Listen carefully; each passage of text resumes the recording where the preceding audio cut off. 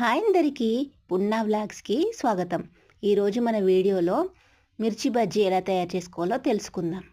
ముందుగా ఒక గిన్నెలో శనగపిండి తీసుకుని దాంట్లో కొంచెం బియ్యం పిండిని కలుపుకోవాలి. తర్వాత సాల్ట్, తర్వాత జీలకర్ర,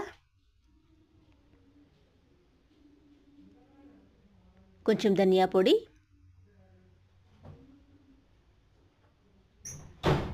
కొంచెం మిర్చి పౌడర్,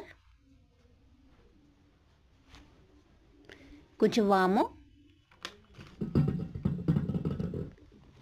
దంచి పెట్టుకున్న వెల్లుల్లి,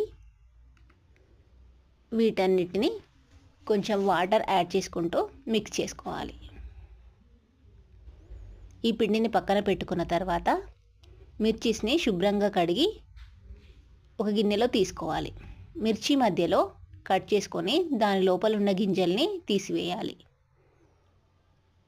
మధ్యలో కొంచెం సాల్ట్ని పెట్టేసుకోవాలి. ఇలా రెడీ అయిన మిర్చిస్ని తీసుకొని కలుపుకున్న పిండిలో ముంచి వేడివేడి ఆయిల్లో వేసేసుకోవాలి.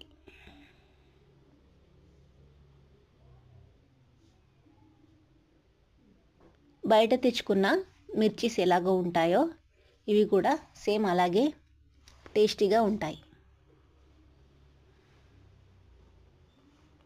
వీటిని రెండు వైపులా బాగా ఆయిల్లో ఫ్రై చేసుకోవాలి.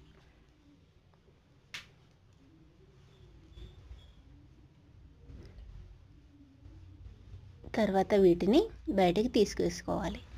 మొత్తం మిర్చిస్ని ఇలాగే వేసుకోవాలి.